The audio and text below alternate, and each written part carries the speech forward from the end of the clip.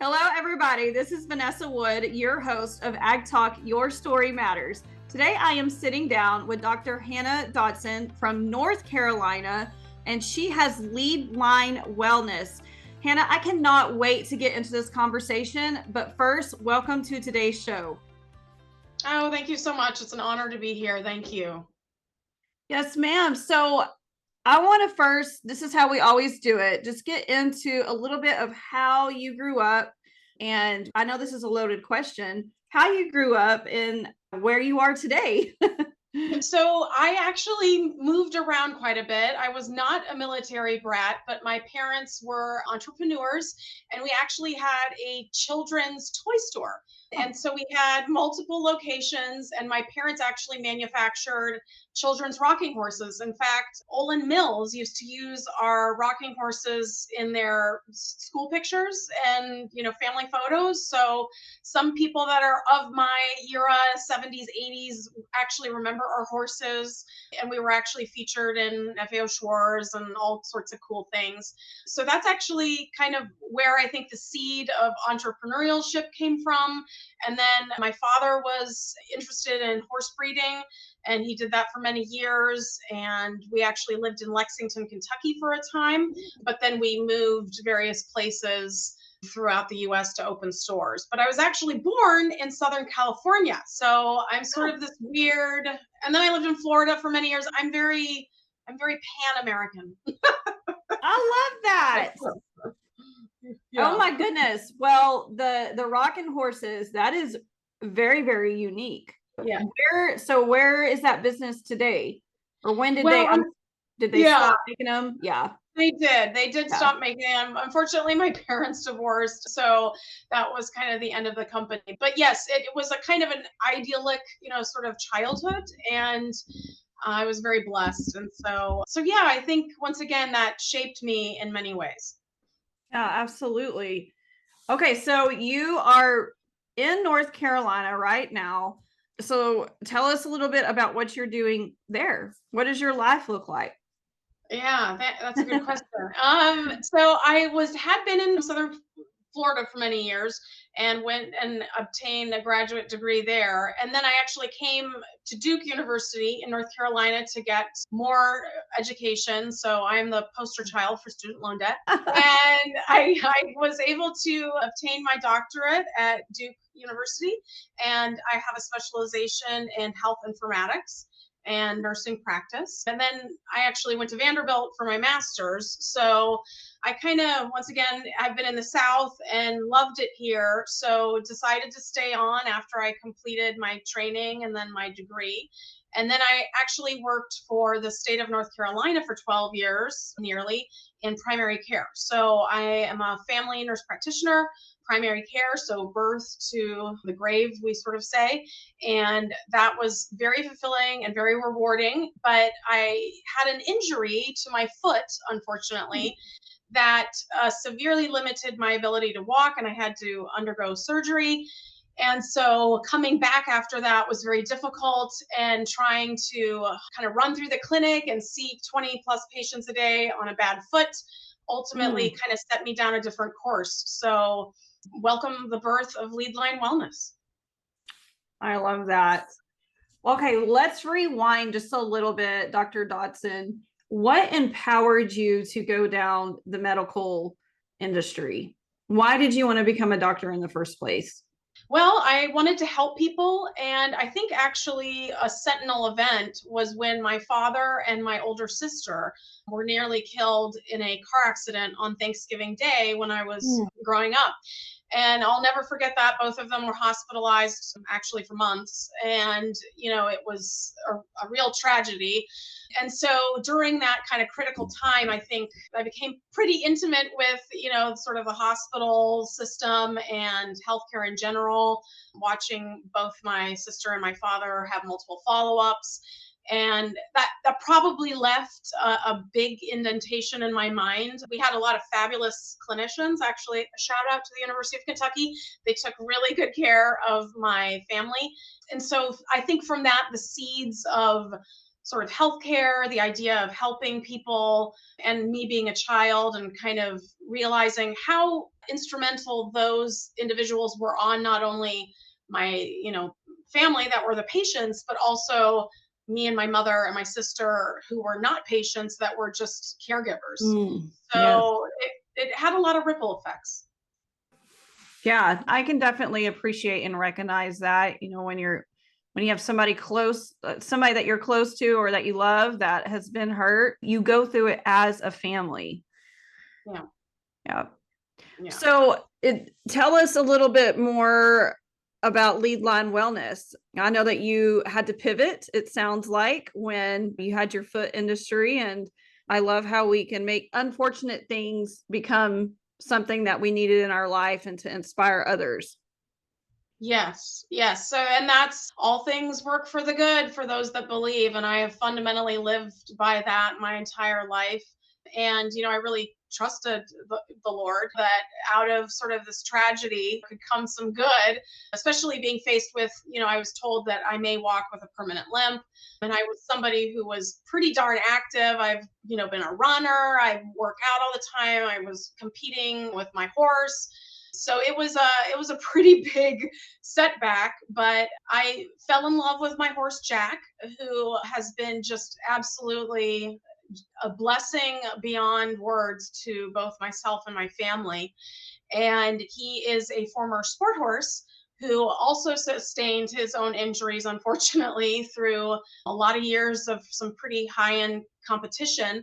And so when we purchased him, we were not really aware of the severity of the injuries. And about 10 or 11 months into our partnership, he just kind of went dead lame. And so we brought out the vets, and they found that he had extensive bone spavin, and so much so that they thought that, you might never even be able to mount this guy again. I mean, he might be a permanent pasture puff. And at the time, this was very depressing for both my daughter and I, because we're riders, right? Yeah. But we absolutely adored him. And I knew what the future would be for him, right? If we're not taking care of him. So I had multiple friends, colleagues, family members say, you're finally, getting somewhere and you're riding, just sell him. And we prayed about it and we couldn't do it. We were like, no, we can't do this. We understand probably his future, right? And so we decided to keep him. We actually sold our very suburban home and we bought a little farmette out in the country so that we can put him on property. And literally 4 months after that crazy move and everything else, my foot started to give out. And then I found out that I was injured and could not walk, right? Oh So my goodness. it was a very interesting and I think soul searching time, because there were many nights that I laid in bed and I thanked God that I did not sell my horse, because I thought I would be sitting here thinking I cast him out, right? Because he was injured. And then 4 months later, I'm injured and I'm laid up. And I kind of put on my website the story of how Jack, he waits by my bedroom window. And so one night I got up on the crutches and I was hobbling, and he followed me from my bed to the bathroom where I was going to brush my teeth. And I was alone that night. And I was kind of nervous because I could not put any weight on my foot, and it was pretty awful, coming out of surgery. And he walked to the bathroom and he watched through the window as I brushed my teeth. And I thought, this is crazy. I can't believe this, and I'm brushing. And I thought, okay. So I hobble back and he all the way follows me until I make it into the bed, Yeah. And then I thought, I have got to do something that shows and celebrates the profound and actually spiritually enhancing relationship that a horse and a human have. And I thought about it long and hard. And then I thought, yeah, Leadline Wellness, Yeah. taking it back to, just that lead line, and you're just stepping out, and no matter what the setback or what the trauma, you can get back.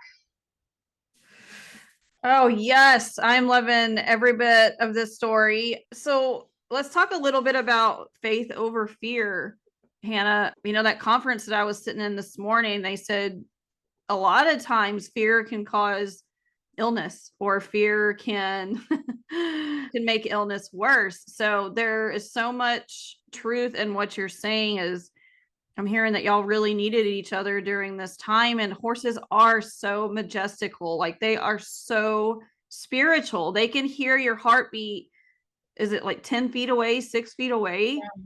That is truly amazing. It is. And it's profoundly, I think what it's so impactful in so many ways, because we live in a world where we're dealing with massive amounts of depression and anxiety in clinical practice. I often joked, I went into family, practice, and the majority of all of my visits are dealing with anxiety, depression, especially in our youth and our adolescents. And my daughter is a critical part of this story because, she's now tweening, and she's a 4-H champion. She's in a horse bowl, and we're so proud of her. But the horses and the agricultural lifestyle have kept my daughter shielded when she was being bullied, going through her own sort of anxiety. So I think the ripple effects of just how impactful, like I said, that horses can be on literally every generation. And they have tons of studies coming out now with the elderly and dementia patients, and just how grooming a horse, because of that sort of, like you mentioned, it's an electromagnetic field. Yes. And the study that I recently read was, they put the heart rate monitor on the human and the horse, and the horse's heart rate actually adapted to that of the human.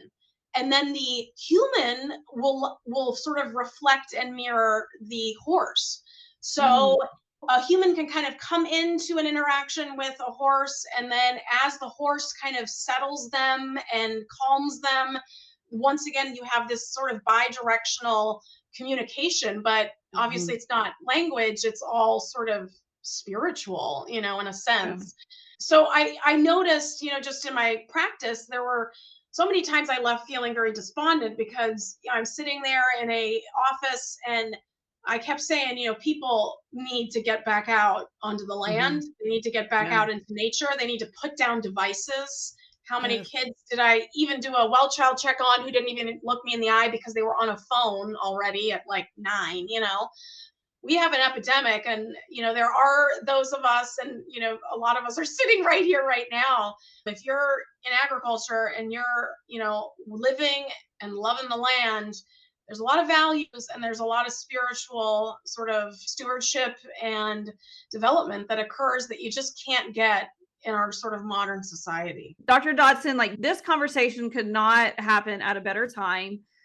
Something that I keep hearing just over and over is that light, like being outside, being in nature with the things that God gave us on this earth, it truly ignites something in you. Like, it ignites, and correct me if I'm wrong, it's your enzymes, correct?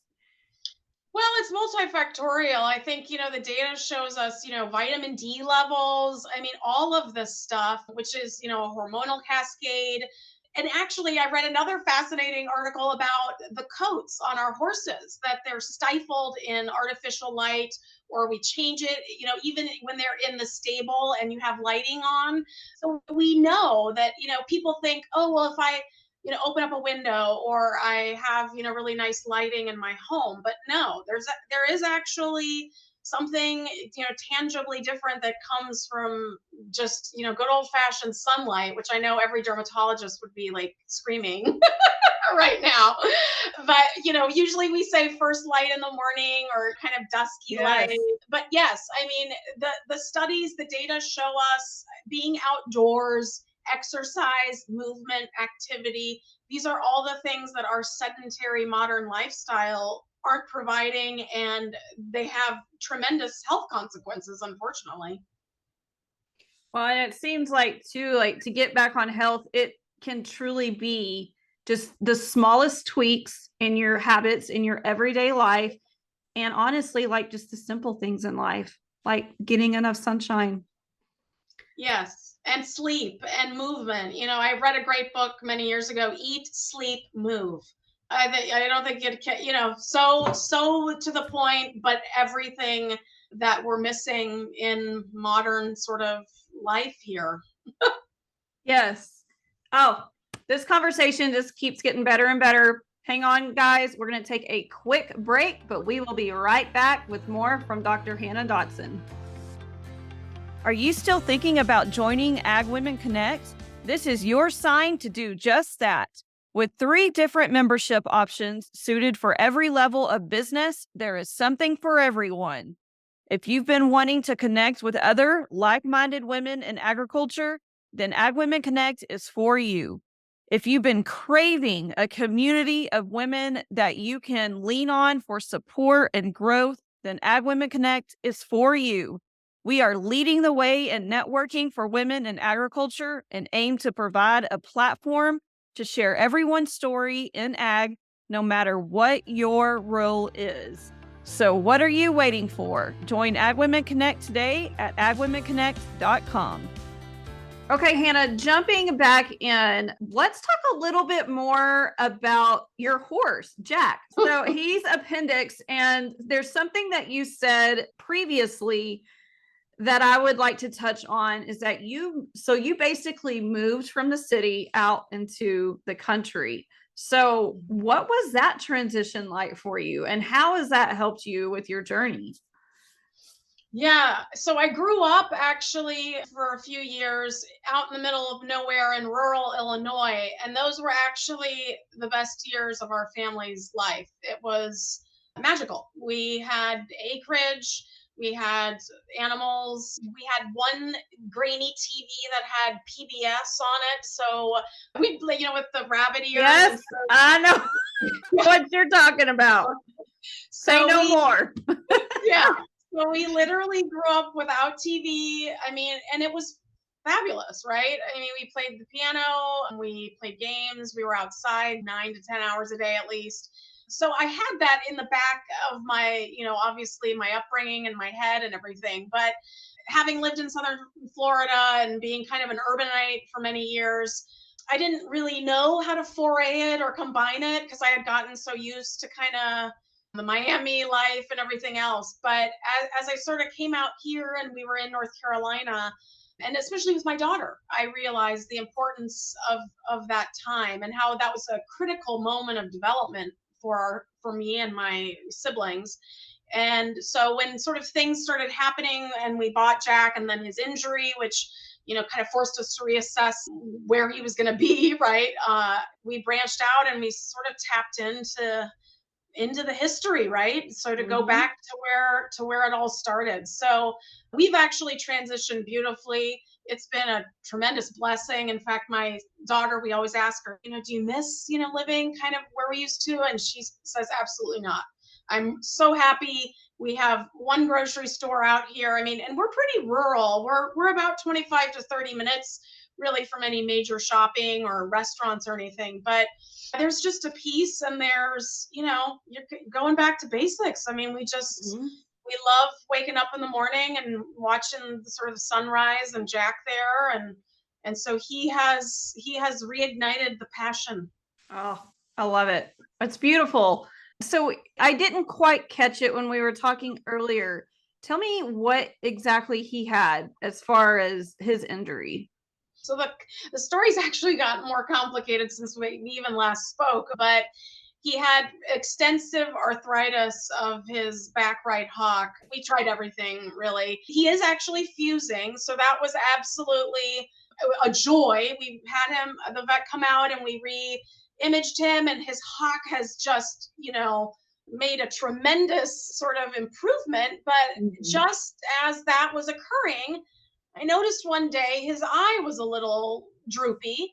Yes. And we called the, vet back, and she kind of did a quick stain and was like, yeah, he's probably nothing, just watch him. And literally we have been in hell for the last month. We've been dealing with a horrid fungal infection. He had to have a catheter placed. And ultimately we made the excruciating decision that the eye had to be removed. He was starting to decompensate, and he had been to NC State with fabulous care by the ophthalmology team there. And his behavior started getting just really kind of weird and erratic, and he was, not eating. And I mean, just so we knew, he was just probably a few steps away from colicking or, just not good. So my vet, unfortunately, heroically removed his eye just 2 days ago, which has been absolutely devastating. But once again, me being the consummate believer, I just lifted it up and said, there's got to be some good that's going to come from this. Yes. And I have to say, since we have had to go that route, he has been markedly better. The light has come back to him. He's his normal, lovely self now. But yeah, it has been an unbelievable journey. But I tell you, I posted something on Facebook about it, and the outpouring that we received from hundreds and hundreds of people that were praying and just offering support, sharing their stories, and just they couldn't believe, kind of the story of this horse. He's like the little horse that could, right? So it's been unbelievable just seeing kind of how the door has opened and moved really for other people. We actually met another couple that are dealing with a similar diagnosis. It's actually becoming more common, and it's terrible. And so we've been able to help them through all of this tragedy. So yes, the story keeps evolving, but he's here, he's happy, and we still love him with one eye. I mean, I think he's cool as heck. Oh, yes. Well, you got to send a picture, and we will definitely put both of you and your daughter, your whole family, including Jack, on our prayer list. That's not easy to go through. I mean, when your kids are sick, that's not easy, but when your pets are sick, that's not easy either. Like your kids are almost your kids are almost like your pets. Your pets are almost like your kids. Yes, you're exactly correct. And to make that call, I mean, it felt like I was ripping out half of my soul, and my vet kept telling me, she's like, so many horses with one eye live beautiful lives. They're happy, they can compensate. And so his actual full-on name is Captain Jack Sparrow, which is kind of funny. So, he's living his name. He's oh my goodness. You have to put an eye patch on him. And you've got to post it. Yeah, we plan to do it. Okay, so let's get into a little bit more of the meat of Leadline Wellness. So what are you providing through that website and through that initiative? So with me comes I'm a weird hybrid, right? Because I've done years of primary care, but I also, prior to that, worked in clinical research at the University of Miami for many years. And then I have this kind of bizarre informatics background. So I have all of these odd sort of, areas in my life, but medicine is actually very multifactorial, right? And now in the age of AI and sort of everything that's shifting and changing now, you actually kind of need more people like me that sort of experience dissecting, studies and, well, how is this designed? Is this data really believable, or is this, a correlation, study? So you kind of, once again, you get a full bag with me because I have a lot of expertise in several areas. And what I realized is that there's a tremendous amount of people, especially with nutrition or whether it's just healthy lifestyle, that are obtaining a lot of their information online with wellness coaches who take, maybe very minimal training, and then they're kind of recommending these wild, supplemental things or whatnot. And information overload. Yeah, information overload, and sometimes not so safe, right? Because if you're not a clinician and you don't understand that certain supplements can interact with medications, everybody metabolizes things differently. What are your kind of labs? What do they look like? Are you insulin resistant? I mean, so health, wellness, all of that is very, once again, it's complex. So where I noticed the need was that there's a tremendous amount of people seeking sort of knowledge, but how do they trust this person? And then of course, Yeah. is this person real? Is this, is this an actual human, or is this some sort of weird AI thing that wants to take my money and extort me, or so we decided to go back to the roots of things and kind of integrate it with Jack and the land, and almost I liken it to like an old fashioned kind of doctor, somebody that you would know. I'm real, I'm living it. I also have alpha gal syndrome, which is this crazy red meat allergy thing that you get after a tick bite. Right. Yeah. So anyway, I have a lot of weird little things that have gone on in my life that have allowed me to see that there's a tremendous amount of need for people with expertise in different areas. And so that's essentially what Leadline Wellness is offering. We're sort of offering wellness coaching, holistic sort of wellness assessments. I am multi-state licensed. I'm not at present really practicing in the traditional role where I'm writing scripts and things. That might, come with some time. But yes, the goal is to have people understand, yeah, I'm on this medication, but I don't understand, is this applicable to me? I want to try to lose weight, but maybe I'm on a medication that's causing me to gain weight that, I don't get the airtime with my primary care doctor once every year. And then they give me 3 minutes and then, I walk out the door and I still have 8 million questions. Yes. Well, you said something that really stood out to me, and unfortunately, and I'm not knocking doctors, but we are living in a time now where the trust factor with doctors is massively decreasing. And what I love about what you said, Dr. Dodson, is like, you're here to build the relationship. You're here to get down to the root cause and to take that time and to have those conversations with those patients and treat them as a person, because we all know that everybody, as you said, is different. And the only way to get to know them and to get down to what's best for them is to, maybe stay a little bit longer and ask and answer those questions and build that rapport with them. Yes, exactly. And you can't do that in 5 or 20 minutes even. I mean, in primary care, you don't even have the luxury of 20 minutes. It's usually like 7. So that's unfortunately why so many of us have left, because it's just total burnout. You cannot solve, these massive issues or even start counseling on non-pharmacological interventions in a 4-minute time frame. It's just not possible. Yeah.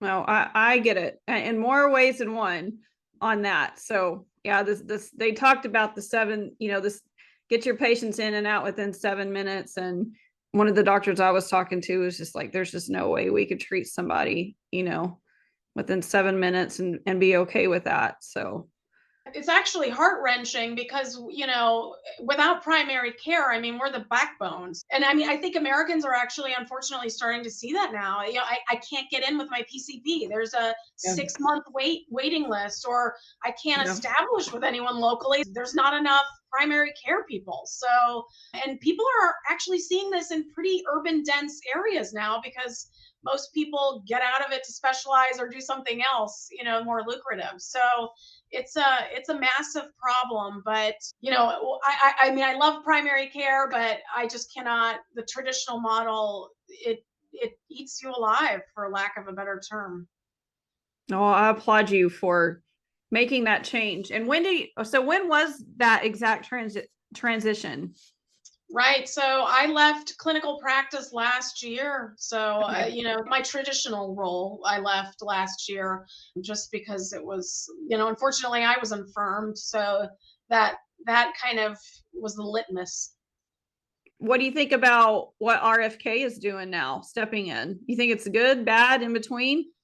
Yeah, that's a great question. That's a loaded question. That's a loaded question. Hold on.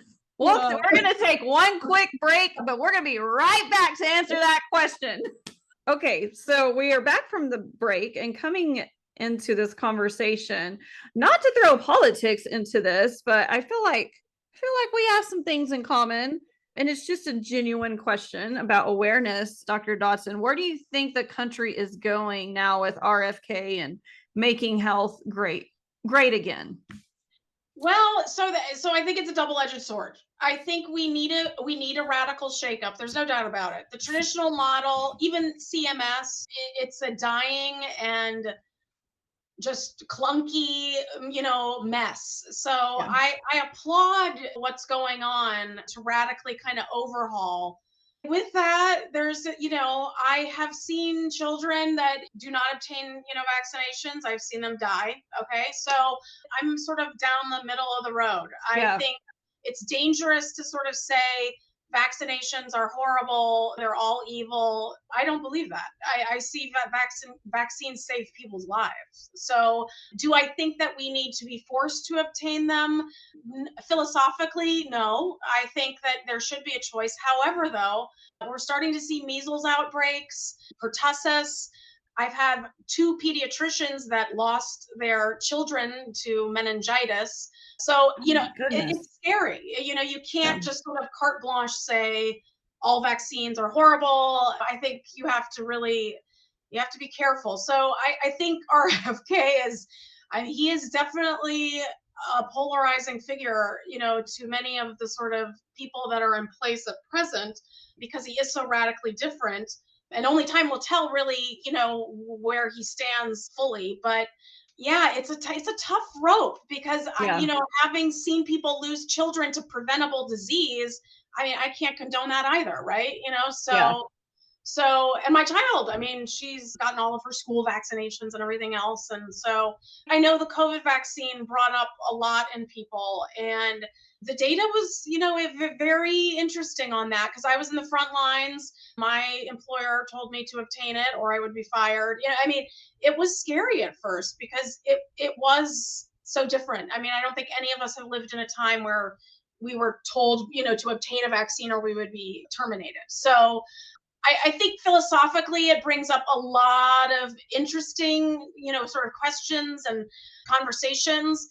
And I think what makes me actually really sad is that we're so polarized as a country that you can't even really talk about it anymore, Mhm. right? Yeah. Openly in a sort of way in which somebody doesn't get really heated or upset about it. So Yeah. I used to talk with patients about that, like when I Yeah. grew up and we had debate, you could state, your sort of politics, and people would say, okay, well, that's interesting. Let me hear more. Let me see why you feel this way.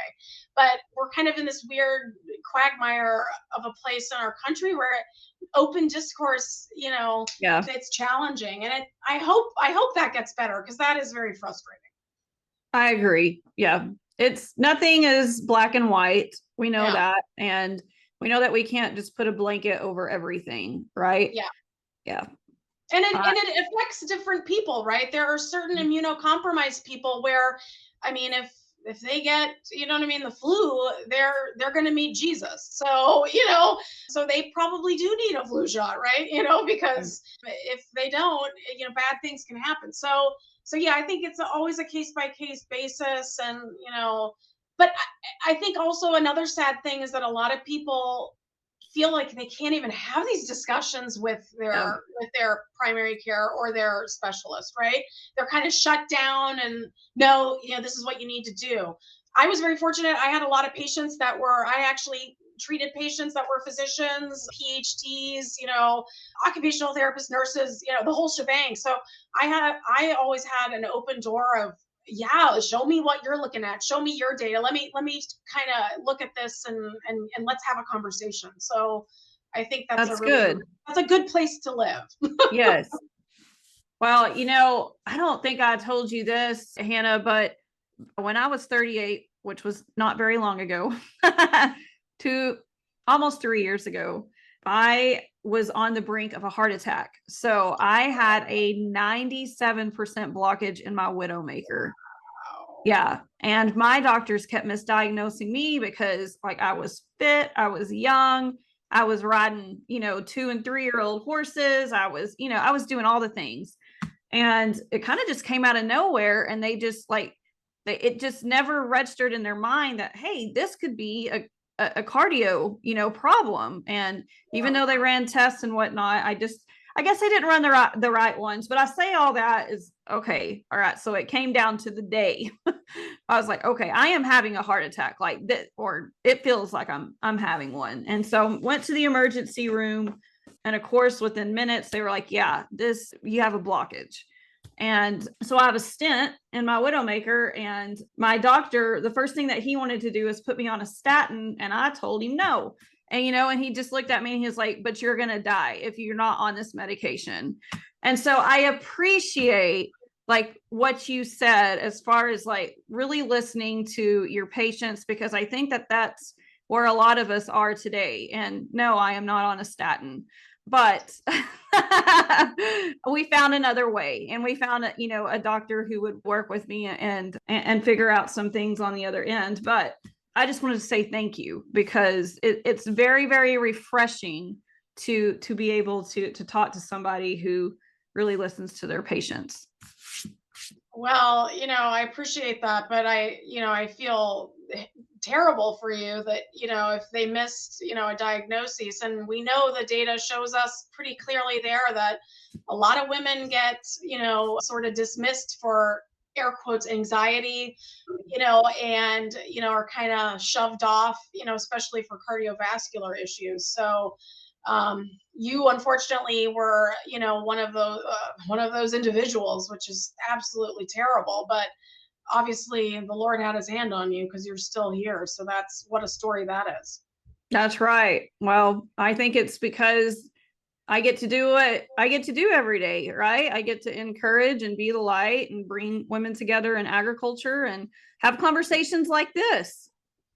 Yeah. Amen. That's, and that's what life is really. It's gratitude. It's being thankful. It's simple things. It's waking up and saying, wow, I'm here. Thank you. I can walk, I can breathe, I can see my child age another day. Right. So, Yes. And I think, we forget a lot of that, unfortunately, because we're living in such a plugged in world. So, and then we have a lot of keeping up with the Joneses, all of that kind of mentality. But, ultimately, when you get back to it, it's wow, there's only one me. I'm here for this whatever time on this planet, and let me give back and celebrate sort of the joy and the blessing of being alive, that's a very poignant. And there's a lot of people that are alive that are barely alive, right? And yes.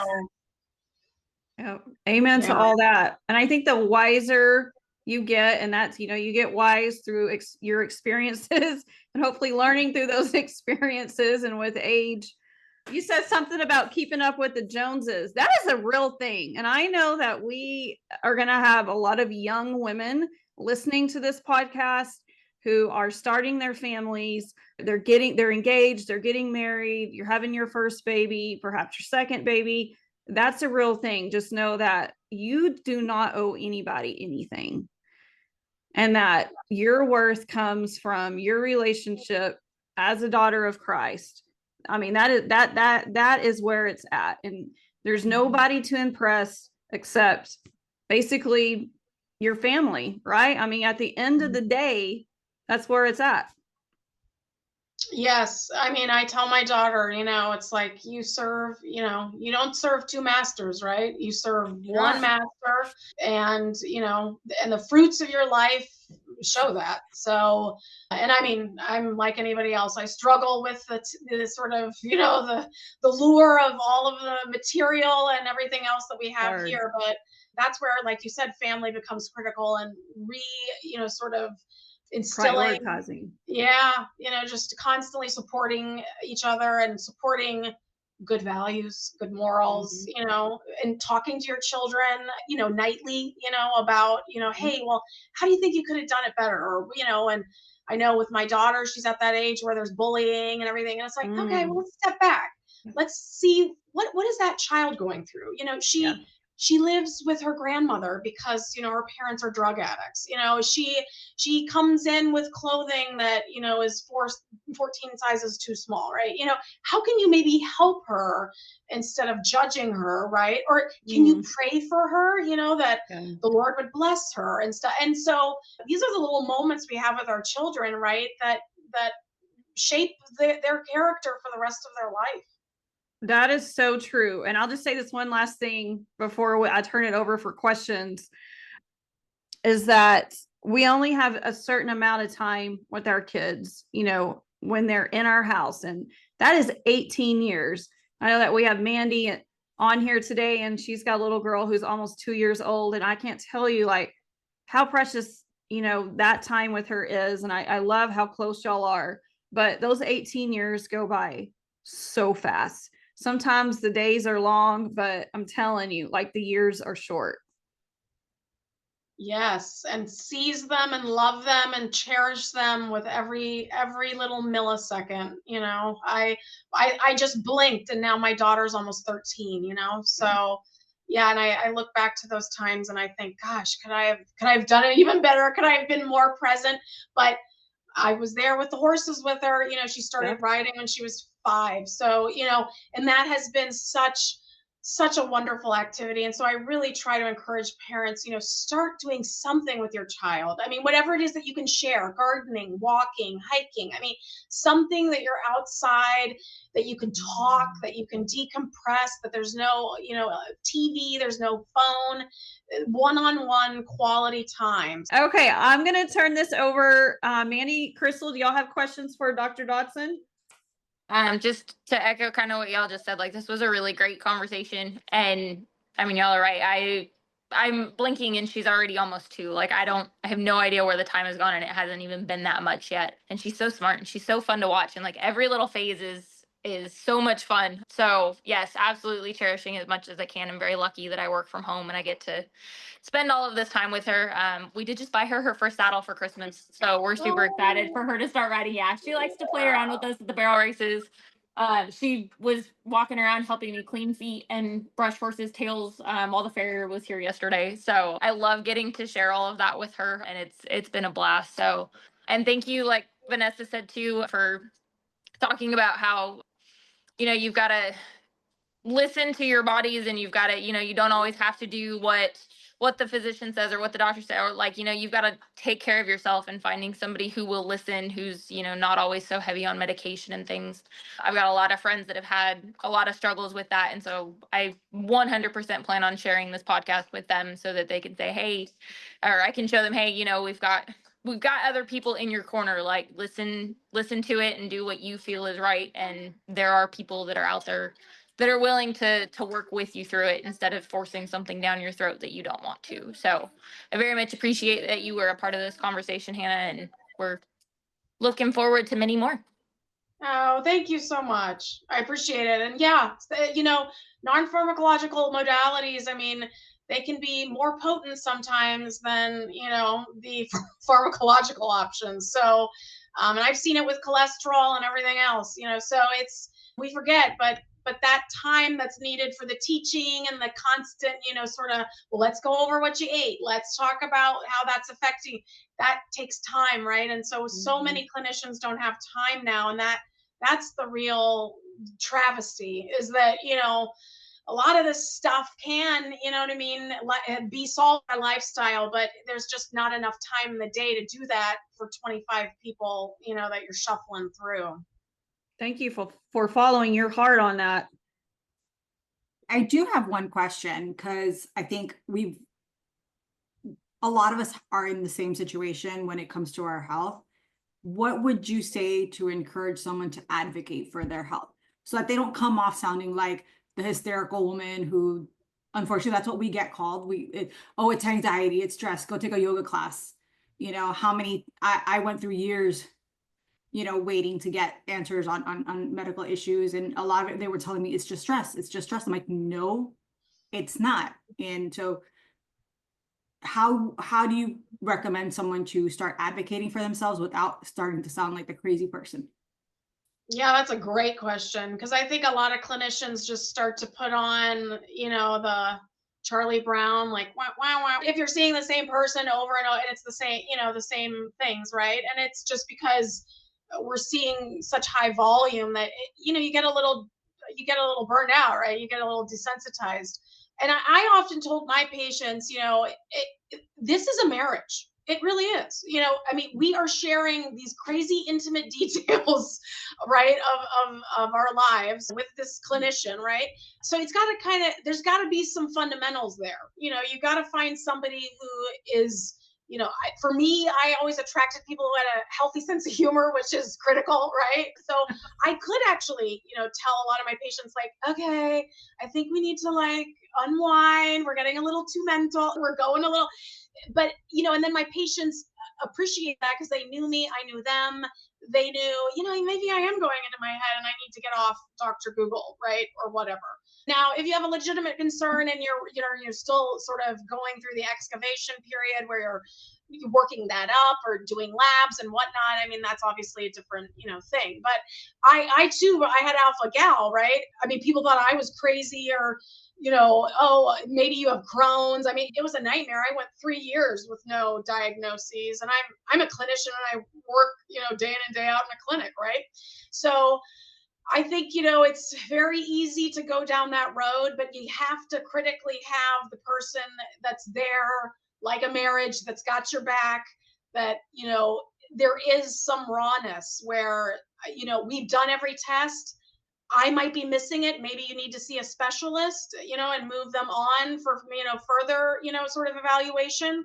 Or, you know, the person just has to be open to, yeah, maybe we have like, you know, sort of looked at everything and this is maybe some underlying anxiety, right? Because that, I certainly know I'm a type A kind of anxious person. So that could definitely be an etiology, as we call it, as well. So yeah, I think a lot of people are just kind of, they get shacked up with the wrong provider, right? You know, you're picking the old school guy that, you know, could care less, and then you keep going back, right? And some people, you know, they're not, you know, well, I got to see a physician, you know, and then they're missing out on potentially a nurse practitioner or physician assistant who might give them the airtime to actually, you know, figure out some stuff. So I think just assessing biases, you know, individually, like, am I, you know, or maybe, oh, I only want to see a woman, instead of, you know, maybe there's a really great male clinician out there, you know, that again would give you the airtime or have the connection. So I think people just have to kind of be more open, and that's where referrals and, you know, hey, who do you see, or who do you like, or unfortunately clinicians aren't really out there on social media kind of even doing stuff like this where people can hear them and figure out their personality or learn about them a little bit more. So this is so fantastic because we need that, right? We need people to kind of be able to listen, because that helps me too. I don't want to work with somebody who's totally fundamentally, you know, in a different headspace, and then they feel like whatever I'm going to say is inaccurate, you know, right? So yeah, I think it just takes some time, and advocacy is sometimes having enough cojones to say, I don't like this person. I mean, I've been with him for 10 years, but, you know, I feel like he's not listening to me. So I've had some hard conversations with patients over the years, but I was always kind of weird. You know, I was very open with my people, and I still am. So a lot of people are really guarded. So, and that's a whole other kettle of fish, right? So horse people are weird. We're weird. I tell people, I mean, you could die at any moment. So there's a level of sort of brashness and, yeah, right? Because you don't have time to like small talk and chit chat if you've got a 1,200-pound animal that's going to kill you in 2 seconds. So yeah, I think, you know, maybe you need to find a horse person. There you go, Crystal. You have no idea how many times I have heard horse people are weird, like in the last, I don't know, 6 to 7 weeks. Well, you know, this is just one small story. I know we're kind of running over, but I had a board in my exam rooms, and one day I thought, you know what, let me hang up the pictures of me with the horses with my daughter and my, you know, my nephew and everything. And so I created collages on, you know, my 2 exam rooms, and it was unbelievable. I didn't talk about the fact that I was a horse person for many years, and nearly 60% of my patients turned out to be horse people, not knowing that for all those years that we were seeing each other, because I didn't really bring it up, you know, they were like, oh my gosh, I can't believe it. This blows my mind, like all these years, right? So it is bizarre how we even find each other and we don't even talk about it, you know? And they were, of course, the coolest people at the practice, you know? That's cool. That's just God aligning you with patients, that have the same Yeah. likes as you. I like it. Yeah. So, and then, great stories where I'd walk in and I'd see I had one gal who was 95 and she was sobbing. And I said, "Oh, what? Are you okay? What's happening?" And she goes, "The pictures. I'm remembering when I used to ride with my mother as a child." And she goes into bless this her. beautiful story of how they were out in the fields and, and it's really neat, it's like, so I encourage people, please talk about your animals and your hobbies and things, because that can be such a wonderful door opener, to the window to the soul. That's the good stuff right there. Good stuff. All right. Well, I thoroughly enjoyed this conversation, and thank you for being on today's show and just taking time out of your day, Hannah. Before we jump off, will you let us know how people can get in touch with you? Sure. Yeah. Probably the best place is leadlinewellness.com. And that's just Leadline Wellness, one word.com. And we're on Facebook, Instagram, and LinkedIn. But yeah, we have a contact form and you just fill that out and then we'll reach out. Perfect. All right. Well, continue to let me know about Jack and how he's recovering, because I really do want to just make sure he's okay. Of course. Yeah, we will. And we appreciate the support and prayers. Please keep them coming. Yes, for sure. Well, and if there's anything else we can do for you, I'm going to get online and we can start sharing some of your posts from Leadline Wellness. I think that'd be great. Oh, great. Yes. Yes. We really would appreciate that. So thank you.